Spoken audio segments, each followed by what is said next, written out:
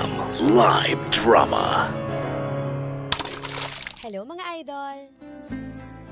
Itago niyo na lang po ako sa pangalang Lida. 27 years old, from Quezon City. Maaga kami nagpakasal ng asawa kong si Ray. At ngayon, meron na kaming 2 anak mga idol. Tricycle driver yung asawa ko. At ako naman yung nag-aalaga sa 2 naming anak. Sa totoo lang, inip na ako sa ganitong buhay mga idol. Isang kahig, isang tuka. Wala kaming matinong makain ng mga anak ko. Madalas, dumarating na ako sa puntong nagsisisi akong pinakasalan ko si Ray. Dahil sana, mas madiskarting lalaki ang nakatuluyan ko. Maraming salamat po mga idol. Muli ito po si Lida. And I thank you.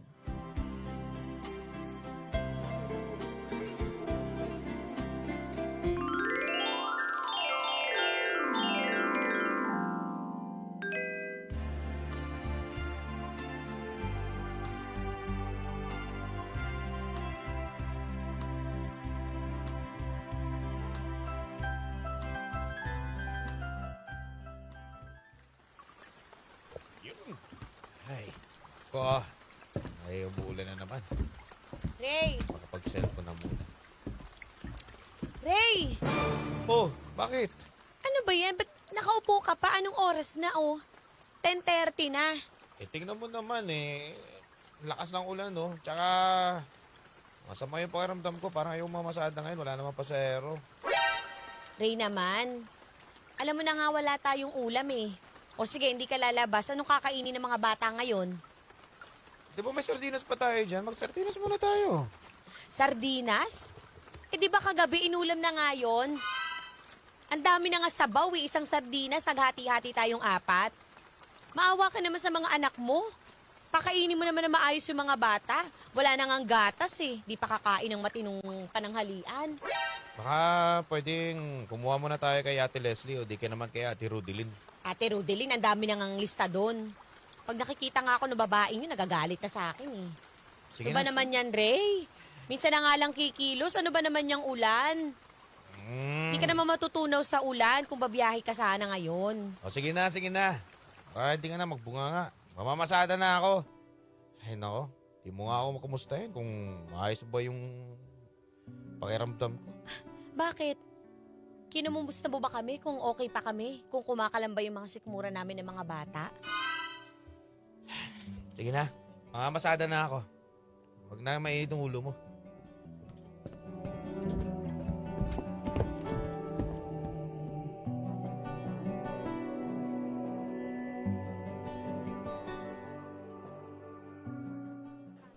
Dyan na lang ilagay. Ay, nako! Ay. Isit. Hoy, Lida! Oh, Sakto! May chichika ako sa iyo. ito naman oh. Chismosa ka talaga eh. Oh, ano ba yon? Importante to. Kasi alam mo, yung tinatayong warehouse dyan, ay, yan sa gilid, sa may kanto, malapit sa may water, ano tawag, sa may tubigan. Oh, Kay Buboy pala yun. ha? Oo! Ay, Buboy. Si Buboy, yung patay na patay sa'yo nung college tayo. Remember? Si Buboy, yung parang sinto-sinto. Eto sabi ko sa'yo, di ba, yung patay na patay sa'yo. Ay, siya pala nagpapatayo ng warehouse dyan. Uy, At saka yung tabi, grocery. Sa kanya din daw. ay, talaga? Ba't bumongga naman yan si Buboy? Eh di ba nga, parang hindi naman makabasa dati yan. Ay, alam mo naman, baka may nagpag-aral, nakapag-aral ng maayos, sinutuko ng pag-aaral, at nagnegosyo. Kaya sumakses ang kanyang buhay. Ay, baka may ginagawang illegal yan. Hoy! Kaya siguro, umasenso. Masyado kang judgmental, Lida, ha? Ang gusto ko lang naman baka tulong siya sa'yo. Kasi nga, di ba, sawang-sawa ka na sa buhay, mahirap. Ano naman matutulong sa akin yan? Eh, baka naman hindi nagpapautang yan. Baka hindi lang pautang ibigay sa iyo. Baka na magandang trabaho. Hoy, ito na yung chance mo. Alam mo naman na patay sa iyo yan dati. Ay, bakit wala pa bang asawa yan? Wala. Ah, Nabalitaan ko nga eh. baka di pa naka-move on. Ay, malay mo. Baka ikaw lang hinihintay, Lida. Pagkakataon mo na to. Hoy, ano Para. ka ba? Oh, Alam mo naman may asawa na ako, mabalitaan pa ni Ray. that's right. Para masolve na yung problema mo kay Ray. Yung kay Ray, gusto mo pa ba magdusa dyan? Eh wala naman marating sa buhay yan. Tatamay ka pa. Tingnan mo si Buboy, nakapagtayo ng warehouse at grocery. Malay mo, ikaw na maging mayordoma doon.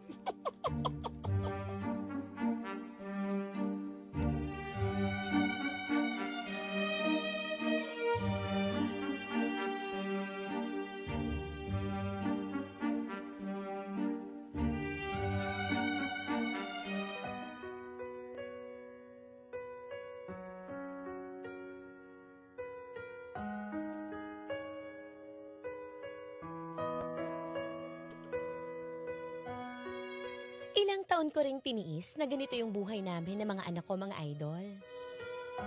Pero umabot na talaga ako sa punto na pagod na akong maging mahirap. Gusto ko naman maranasan yung hindi na ako nag-aalala kung may kakainin ba kami ng mga bata. 3 beses sa isang araw. Yung hindi ko na din iisipin kung saan ba ako kukuha ng pera pambili ng diaper at panggatas ng mga anak ko. Kaya unti-unti, nawawala na ako ng tiwala sa asawa ko. At nawawala na rin ako ng gana sa buhay na to.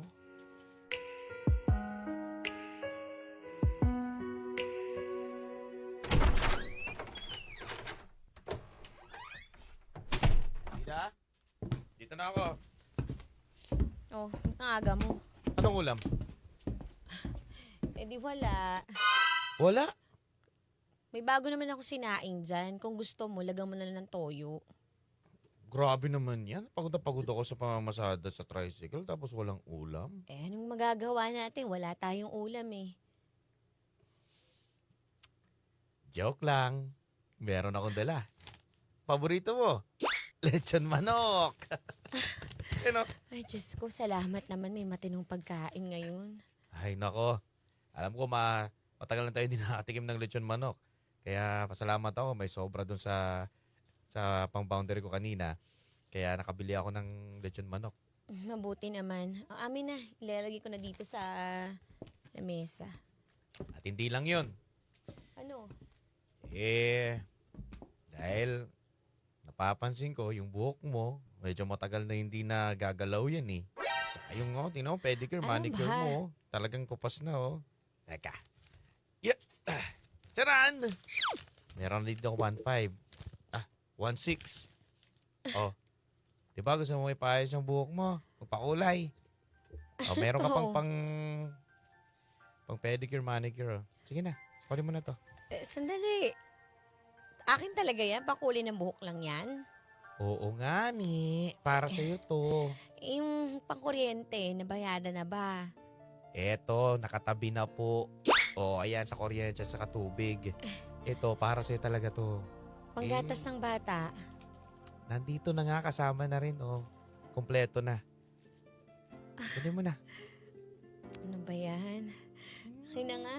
Yan, gusto ko yung nakangiti ka eh. Salamat ha. Nga dito. Ano ba? Mm. Akala ko naman, nakalimutan mo na akong alagaan eh.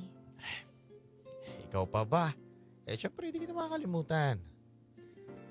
Tsaka ikaw lang naman nagbibigay ng lakas sa akin, tsaka yung mga anak natin eh. Ayan ha. Pasensya ka na din kung masungit ako ah. Alam mo naman eh, yung kapos lang kasi. Tinanong, pangit na ng buhok ko, dry na oh. Teka. Meron pa pala dito. 500. Oo. Oh. Itabi mo na yan. Pangkain na lang yan. Hindi, narinig ko kasi na may hiniram ka kay Aling Catherine. O, bayaran mo na. Salamat ah. Oh, para sa yan ha. Para matuwa naman si Aling Catherine, makausap ka. Kaya Mayaman nga na kasi ngayon eh. Lagi nga ako iniiwasan nun pagka nakakasalubong ko. Paano? Yan na, mamaya. Salamat, Ray. Walang anuman.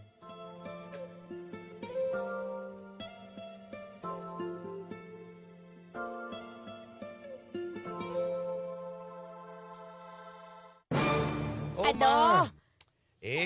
Kailangan ko na ma-transfer tong pangalan ng lupa sa asawa kong si Lida. Ano ba yan, Ray? Ano bang pumasok sa kokote mo at bigla mong pinagkainteresan yung lupa? Ma, share ko naman yan, di ba? At saka, wala naman, di naman siguro magagalit yung mga kapatid ko pag kinuha ko yung bahagi ko dyan. Anak, oo nga. Parte-parte kayo dito ng mga kapatid mo. Pero agad-agaran, ba't mo kinukuha? Para sa asawa mo. Diyos ko, yung babaeng yan, sa tingin mo ba? Maalagaan niya yon. Baka nga ibenta pa niya yan eh. Ma, alam mo naman, mahal na mahal ko si Lida, di ba? At saka, papangalan ko sa kanya. Akin pa naman yun, sa kanya lang naman papangalan ko para naman matuwa yung asawa ko. Anak, isipin mo, ito na lang. Ang tanging kayamanan na ibinigay ng ama mo. Sasayangin mo ba sa babae na yan? Na hindi nga magpakita rito yan. Ma, matagal na kami nagsasama ni Lida at kasal naman kami. Alam ko ito yung magpapasaya lang sa kanya. Gusto ko kasi na ayaw ko makita mainit yung ulo niya. Nalulungkot din ako kapag Diyos may ko. mga gusto siyang mga bagay na nabilin. Gusto ko lang naman na may bigay sa kanya para maging masaya siya. Ay nako, anak, material na bagay lang pala. Isipin mo, paano pag lumaki na yung mga anak mo? Mas mapapakinabangan pa ito ng mga batak kaysa sa mga kagustuhan lang ng mga naasawa mo sa kung anong bilhin sa sarili niya. Mag-isip-isip ka nga, Ray. Ma, kaysa naman na pag-uwi ako sa bahay, lagi akong nadadatnan na masungit. Ma, para naman sa amin to. Sige na, nagmamakaawa ko sa'yo. Ay nako. O siya, bahala ka. Makipag-usap ka rin sa mga kapatid mo. Nayahatiin mo na yung parte mo dyan sa lupa na yan.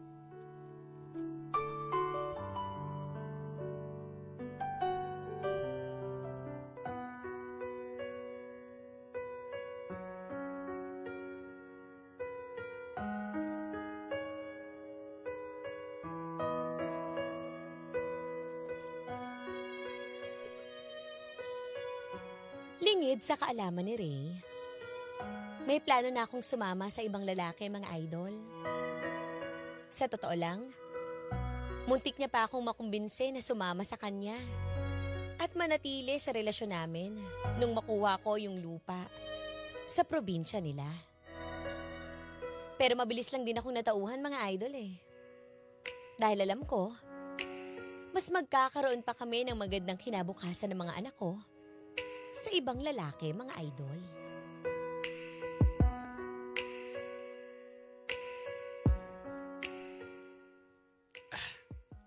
Ay, away din. Saan ba tahimik dito? Lida? Nak, may dala akong lechon manok. Para sa inyo to. Lida? Ha? Lida? Junjun? Teka, wala mga gamit nila dito.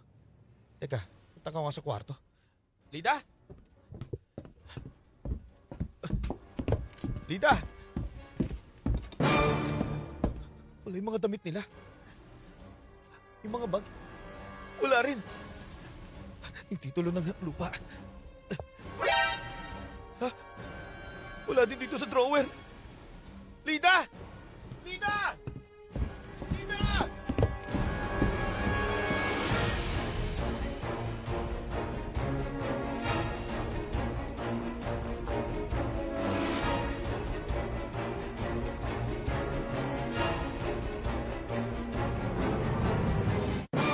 Ayan ang sinasabi ko sa'yo, Ray. Ayan ba ang pagkakatiwalaan mo tao? Diyos ko, tinagay pa ang mga apo ko. O pati yung titulo ng lupa. Bit-bit-bit-bit yung babae na yan. Hindi ko naman alam. Hindi ko naman inaasahan, ma. Ganun ang gagawin niya sa akin eh. Eh paano ito? Gusto mo ba tumawag tayo ng mga pulis? Huwag na. Hanapin ko na lang sila. Magtatanong-tanong ko kung saan sila pumunta. Ay, Diyos ko. Hindi ko naman alam kung anong pumasok sa isip ni Lida. Ba't niya itong ginagawa? Ay, nako. Ay, wala naman akong ginawang masama sa kanila. Yan. Yan ang sinasabi ko sa'yo!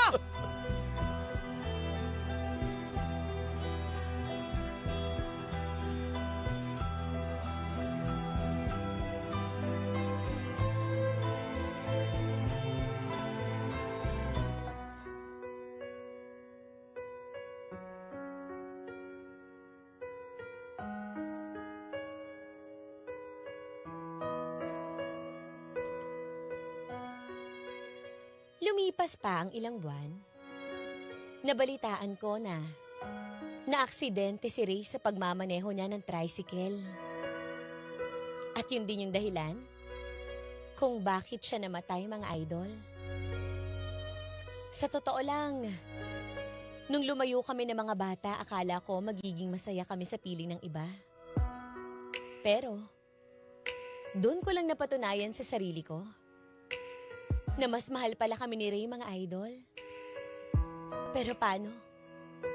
Kung huli na ang lahat, mga idol.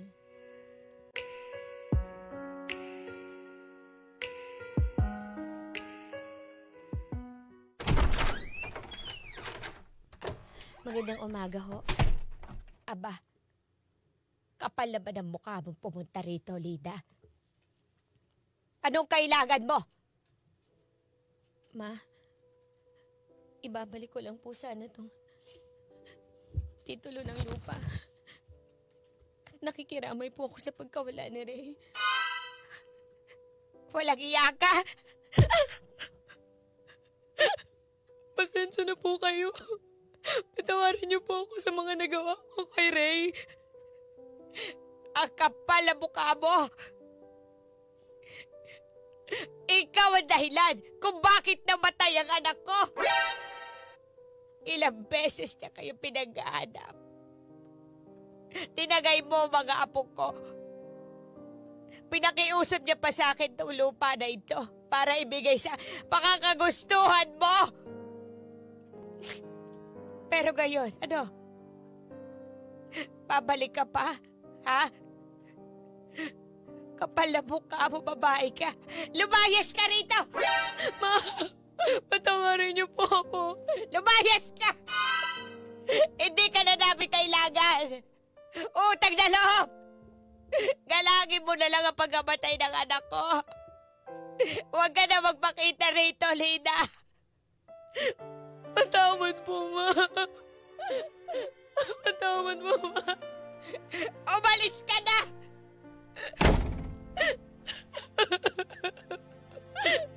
Sorry po.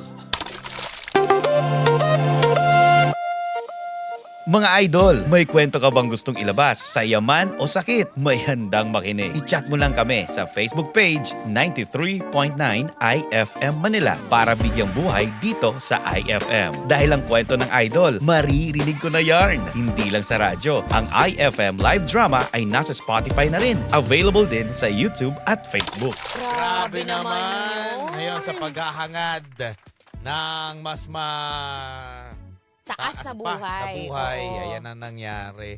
Pero ano nga ba ang nangyari kay Lida? Naghiwalay ba sila ni Buboy? Nagkatuluyan ba sila? Parang di niya na sinabi. Sabi niya kasi Mm. ibang lalaki eh. Ibang lalaki, O ano? baka hindi si Buboy, baka iba nga. Oo, kaya sa mga idol natin dyan, at if na dumating sa punto ng buhay ninyo, Mhm. na nagsasawa na kayo sa partner ninyo, sagot ba yung maghanap ng iba?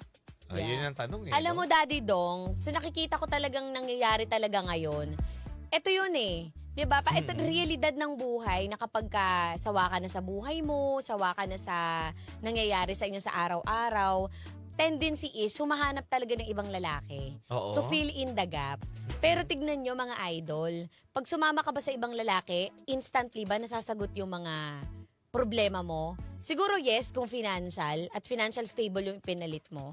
Pero deep inside, meron ka pa ring longing eh. Hindi pa rin yung mapupunan ng kahit sino. Ito rin sa akin, bukod doon sa sinabi ni Reyna Ivana mga idol, kasi kung hindi ka na-satisfied o masaya sa partner mo, tapos ang sagot ay paghanap ng ibang lalaki o ibang babae, what if hindi rin nasagot nung pangalawa na nahanap mo? Ibig sabihin, maghahanap ka pa rin ng iba? Oh. Diba? Never-ending cycle Oo. na to. Oo, kumbaga walang katapusan yan. Yan lang ang ginagawa ninyo. 'Di ba? Bakit hindi nila gawin ito? Itigil mo na, huwag ka na mag-asawa, gawin mo na lang kung paano ka magkakaroon ng magandang trabaho or buhay kasama ang anak mo. Mas maganda pa yun na ikaw mismo ang gumagawa ng paraan para sa anak mo. Kasi makikita ng anak mo na yun pala yung solusyon. Baka yun din ang gawin ng anak mo. Hindi ko na pala kailangan mag-aral. Maghanap na lang ako ng mayaman. Correct. O di kaya naman, kung hindi masatisfied yung hilig ko, maghanap na lang ng ibang lalaki para mapunan yung hilig ko. Hindi na ganun. Parang tumayo ka naman sa sarili mong paa. Tama. Diba? Magtiwala ka sa sarili mong talento. Magtiwala ka na may kakayahan ka. Hindi mo mahanap sa ibang tao yung hinahanap mo para sa sarili mo. Meron dyan. Maghanap ka ng trabaho na magpupunan sa mga pangangailangan mo. Hindi tao na para samahan ka. Correct. 'Di ba? Pag kung sawa ka na sa buhay mahirap, edi tulungan mo yung asawa mo. Ganun nga lang yung simple lang, idol. Kung si Lida kasi panay siya reklamo. Oo. Yung ibang mga misis dyan, kung nagre-reklamo sila dahil ang gihirap yung buhay nila, edi imbis na nagkukumahog to si Ray magtrabaho, tumulong ka na lang din sa pagtatrabaho. 'Di ba? Ang daming madiskarteng misis na ngayon, 'di ba? Ang daming tumutulong din sa mga asawa. Oo. Pero ang ginagawa mo, Lida, nagre-reklamo ka lang. Habang namamasada ang mister mo, pagkahanap ka ng pagkakitaan, magtinda-tinda ka. Tama. Mag-online selling ka. Correct. 'Di ba? O di kaya naman mag-sideline ka. Kung wala naman talaga, kung ayaw mo sa ganyang buhay, hiwalayan mo. Yes. Ikaw yung maghanap ng sarili mong pagkabuhayan. Yes. Kung ayaw mo na sa kanya, kasi araw-araw kayo magkikita, sa isang bahay lang yung uuwian nyo eh. Di ba? Tama. Oo, Pero layas ganun mo. talaga, Lida. Parang siguro ito na yon.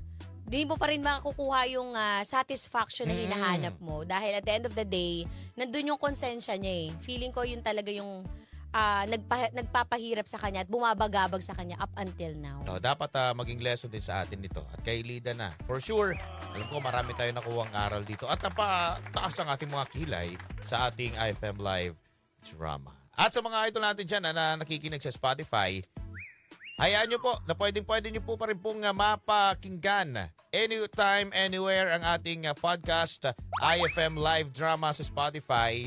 Kahit saan po kayo, pwede nyo pakinggan yan. Sa YouTube din, meron din ho tayo. Kaya abangan pa ang iba pang episodes na inyong mapapakinggan dyan. Ate! Anong FM station ang pinapakinggan mo? IFM! Ano ulit? IFM! Ano?